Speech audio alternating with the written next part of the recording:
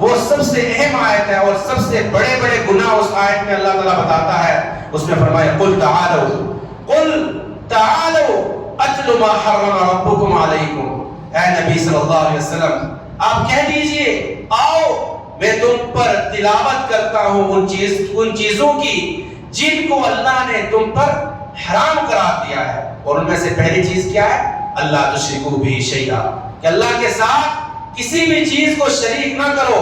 اور اس کے بعد جو ایک حکم ہے وہ حکم ہے وبالوالدین احسانا، کہ والدین کے ساتھ حسن سلوک سے پیش آؤ.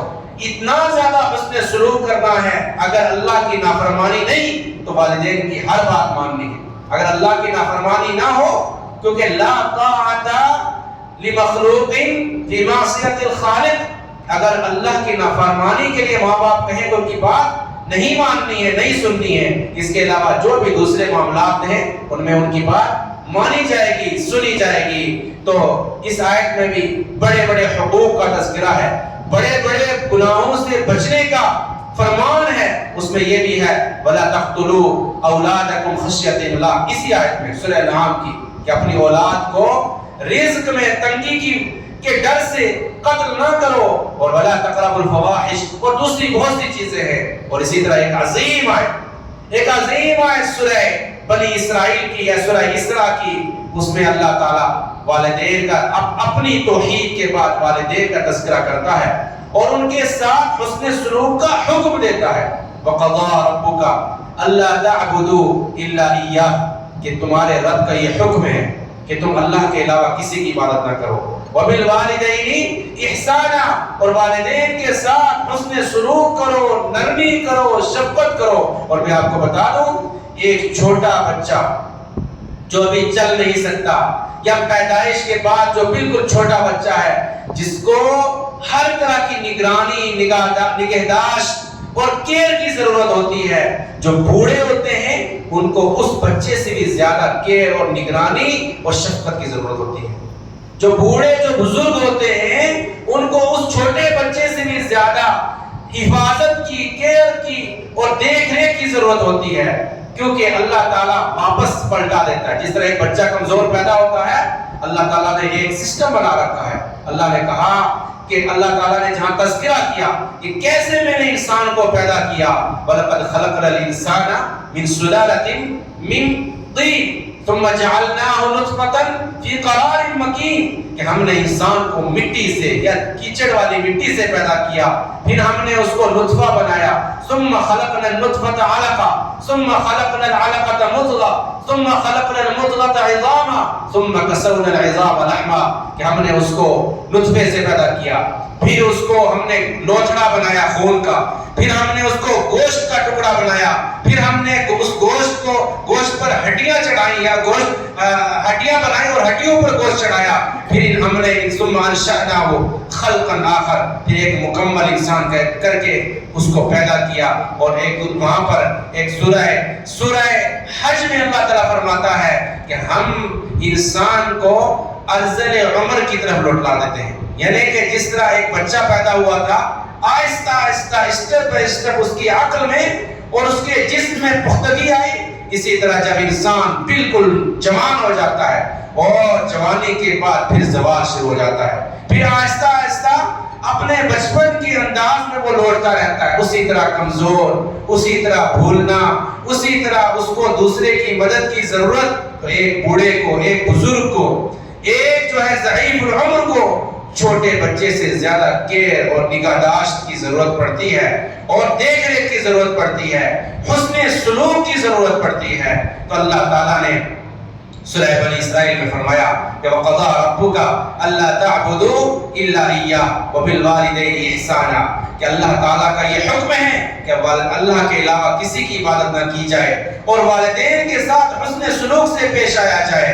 إِمَّا يَبْلُغَنَّ عِندَكَ الْكِبَرَ أَحَدُهُمَا، کہ اگر ان میں سے کوئی ایک او کلاہما، یہ دونوں بڑھاپے کو پہنچ جائیں، فَلَا تَقُلْ لَهُمَا أُفٍّ، تو اس وقت اف نہیں کہ اف، یعنی یہ سب سے ہلکی ایسی چیز ہے جو آدمی تکلیف کے بعد یا ناپسندیدگی کے وقت کہتا ہے. یہ سب سے ہلکی چیز. اور اف یہ ایسا لفظ ہے جو عربی کے جو حروف ہیں نا 29 حروف ہیں عربی کے، ان میں سب سے آسانی کے ساتھ جو انسان اپنے زبان سے کلمہ ادا کر سکتا وہ یہی ہے۔ سب سے آسانی کے ساتھ جو ایک کلمہ ادا کر سکتا ہے انسان اپنی زبان سے وہ اف ہے۔ یہ بھی نہیں کہنا فلا تقل لهما اف وقل لهما قولا کریما، ان سے نرمی سے بات کرنا، اچھی بات کرنا، تانا نہیں دینا، ان کو ڈانٹنا نہیں، ان کو جھڑکنا نہیں، ان کو ان کی بات کو برداشت کرنا۔ اور اس کے بعد فرمایا وَقُلْ لَهُمَا قَوْلًا كَرِيمًا وَاخْفِضْ لَهُمَا جَنَاحَ الذُّلِّ مِنَ الرَّحْمَةِ، ان کے لیے اپنے پہلو آپ جو ہے نرمی کے ساتھ ان کے سامنے آپ اپنے پہلو پھیلا کر کے رکھو، یعنی ان کی نگہداشت اور نگرانی کے لیے ہمیشہ ہمہ وقت تیار رہو نرمی کے ساتھ۔ یہ نہیں ہے کہ آپ ان کو اٹھا کے لے جا رہے ہو کہیں، یا ان کے ساتھ کچھ ایسا معاملہ کر رہے ہو، ان کو پکڑ کے لے جا رہے ہو اور ساتھ میں ان کو جو ہے تکلیف بھی دو، ڈانٹو بھی، ان کو جھڑکو بھی نہیں۔ اور یہ کہنا ہے وَقُلْ رَبِّ ارْحَمْهُمَا كَمَا رَبَّيَانِي صَغِيرًا، کہ اے اللہ تو میرے ماں باپ پر اسی طرح رحم و کرم کر جیسے انہوں نے بچپن میں مجھے پالا ہے، میری تربیت کی ہے۔ اور اس میں ایک میں ماں باپ کے لیے ایک اور پوائنٹ بتانا چاہتا ہوں کہ اگر آپ چاہتے ہیں آپ کے بچے آپ کے ساتھ اسی طرح رحم و شفقت کرے بڑھاپے میں، تو آپ کو چاہیے کہ اپنے بچے کے ساتھ بھی اسی طرح کیا کریں، شفقت کریں، بالکل اس کو مارے نہ، اس کو ڈانٹے نہ، انہیں ایک اچھی تربیت کریں جو ایک اچھی تربیت ہوتی ہے، صرف وہیں پر اس کو جو ہے سمجھائیں اچھے طریقے سے، یا اس کو جو ہے جتنی ایک مار متعین ہے شریعت میں اتنی مار ماریں جہاں پر ضرورت ہے۔ کیونکہ اللہ تعالیٰ فرماتا ہے کہ وَقُلْ رَبِّ ارْحَمْهُمَا كَمَا رَبَّيَانِي صَغِيرًا، کہ آپ اے اللہ ان پر ویسے ہی تو رحم کر جس طرح انہوں نے بچپن میں مجھے رحم و کرم سے پالا۔ لیکن اگر کچھ ماں باپ ایسے بھی ہیں جو ہم پڑھتے رہتے ہیں اخبارات میں، ان کو سنتے رہتے ہیں نیوز چینلز وغیرہ پر کہ کچھ ماں باپ اپنے بچوں کے ساتھ بڑی بدسلوکی سے پیش آتے ہیں، ان کو تکلیف دیتے ہیں، ان کو مارتے ہیں، تو آپ جانیں کہ دعا تو یہ کرے گا نا بچہ کہ ان پہ ویسے ہی رحم کا جیسے بچپن میں انہوں نے میرے پہ رحم کیا۔ اگر بچپن میں ان ماں باپ نے اس پر رحم نہیں کیا تو دعا قبول ہوگی؟ نہیں قبول ہوگی، بلکہ وہ جو ہے ان ماں باپ پر اللہ کا اس طرح کا خاص فضل و کرم بھی نہیں ہوگا، اس دعا کے وہ مستحق بھی نہیں ہوں گے، کیونکہ بچپن میں انہوں نے اپنی اولاد کو اذیت اور تکلیف دی، پریشانی دی، دکھ دیے، تکلیف دی، ان کا خیال نہیں رکھا اور ان کی ذمہ داری صحیح طور پر نہیں سنبھالی۔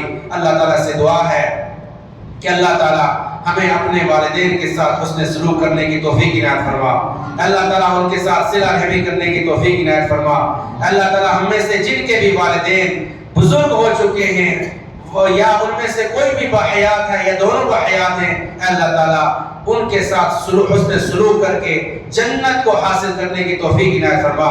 ابھی میرے پاس بہت سی ایسی آیتیں قرآن مجید کی اور احادیث رسول تھی جن کو میں پیش کرنا چاہ رہا تھا۔ انشاءاللہ اسی سلسلے کو والدین کے تعلق سے اگلے جمعے میں مزید واضح انداز میں پیش کرنے کی کوشش کی جائے گی۔ اب وقت ختم ہوا چاہتا ہے تو اللہ تعالیٰ سے آخر میں ہم یہی دعا کرتے ہیں کہ اللہ تعالیٰ ہمارے والدین کو ہمارے لیے نجات کا ذریعہ بنا، ان کی خدمت کر کے اللہ تعالیٰ ہم جنت میں داخل ہو سکے۔ اے اللہ تعالیٰ ان کے ساتھ حسن سلوک کر کے ہم اپنے آپ کو جنت کا مستحق بنا سکیں۔ اے اللہ تعالیٰ جب تک ہم کو زندہ رکھ، اسلام پر زندہ رکھ۔ اے اللہ تعالیٰ جو بھی پریشان حال ہیں ان کی پریشانی کو دور فرما۔ اے اللہ تعالیٰ جن والدین کے بچے نافرمان ہیں، اے اللہ تعالیٰ ان بچوں کو اپنے والدین کا مطیع و فرمانبردار بنا دے۔ اے اللہ تعالیٰ جو والدین اپنے بچوں کے ساتھ اچھا سلوک نہیں کرتے ہیں، اے اللہ ان والدین کو بھی اپنے بچوں کی اچھی تربیت کرنے اور ان کے ساتھ اچھے سلوک سے پیش آنے کی ان کو بھی توفیق عطا فرما۔ اے اللہ تعالیٰ جو بھی قرض دار ہیں ان کے قرضوں کو تو غائبانہ طور پر ادا فرما۔ اے اللہ تعالیٰ جو بھی قید و بند کی صعوبتوں میں تیرے موحد بندے ہیں، اے اللہ تعالیٰ جلد از جلد ان کو رہائی نصیب فرما۔ اے اللہ ان کو پریشانی سے نجات دے۔ اے اللہ تعالیٰ ان کو تو اپنے جو ہے دعوت و دین کا کام کرنے کی توفیق عنایت فرما۔ اے اللہ تعالیٰ جو بھی اہل سنت، اہل توحید قید ہیں، جیل میں بند ہیں، اے اللہ ان کو جلد ہی تو رہائی نصیب فرما۔ اے اللہ تعالیٰ جو بھی پریشان حال ہے ان کی پریشانی کو دور فرما۔ جو بھی تیرے موحد بندے اس دنیا سے جا چکے ہیں، اے اللہ تعالیٰ سب کی مغفرت فرما، سب کی قبروں کو نور سے منور فرما، سب کو جنت الاعلیٰ میں اعلیٰ مقام عطا فرما۔ اے اللہ تعالیٰ ہمارے والدین پر رحم کرنا، رب ارحمہما کما ربیانی صغیرا۔ اور آخر میں ایک بات اور بتا دوں کہ جو والدین ہوتے ہیں اسی کے حکم میں دادا دادی بھی آتے ہیں، اسی کے حکم میں پردادا پردادی یا نانا نانی سب آتے ہیں، کیونکہ قرآن کا یہ اصول ہے کہ قرآن جہاں ماں کہتا ہے تو ماں اور اس سے اوپر جو بھی ہیں، اس کی جو ماں کے حکم ہے، چاہے وہ دادی ہو، نانی ہو یا اس سے اوپر کے بھی جو بھی ہیں، سب مراد ہوتے ہیں۔ جب بھی ہم دعا کریں اپنے ماں باپ کے ساتھ ساتھ جو بھی موحد ہماری نسلوں میں پیچھے سب گزر چکے ہیں، چاہے وہ ہمارے آبا و اجداد ہوں یا ہماری مائیں ہوں یا ہماری بہنیں ہوں، اے اللہ تعالیٰ سب کی مغفرت فرما۔ جو بھی توحید پرست ہے، اللہ سب کو تو قبر کے عذاب سے بچا، جنت الفردوس میں داخلہ نصیب فرما۔ اے اللہ تعالیٰ ہمارے گناہوں کو معاف فرما، ہمیں نیک اور صالح زندگی گزارنے کی توفیق عطا فرما۔ اے اللہ تعالیٰ اسلام اور ایمان پر زندہ رکھ، اے اللہ صبر و استقامت عطا فرما۔ اے اللہ فتنوں سے بچا، اے اللہ ہماری عورتوں کی حفاظت فرما، ہماری بہنوں کی حفاظت فرما، ان کو دنیا کے نئے نئے فتنوں سے بچا۔ اے اللہ ہمارے نوجوانوں کی حفاظت فرما، اے اللہ ہم سب کو اسلام سے جوڑ دے، اے اللہ ہمارے درمیان اتحاد و اتفاق پیدا فرما، اے اللہ تعالیٰ ہمارے درمیان سے نفرتوں کو ختم کر دے۔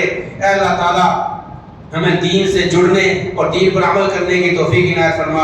اے اللہ جب تک ہم کو زندہ رکھ، اسلام اور ایمان پر زندہ رکھ، اور جب ہمارا خاتمہ ہو کلمہ لا الہ الا اللہ پر ہو۔ بارک اللہ لی و لکم فی القرآن العظیم ونفعنی وإیاکم بما فیہ من الآیات والذکر الحکیم۔ اقول قولی ھذا فاستغفر اللہ لی و لکم فاستغفروہ انہ هو الغفور الرحیم۔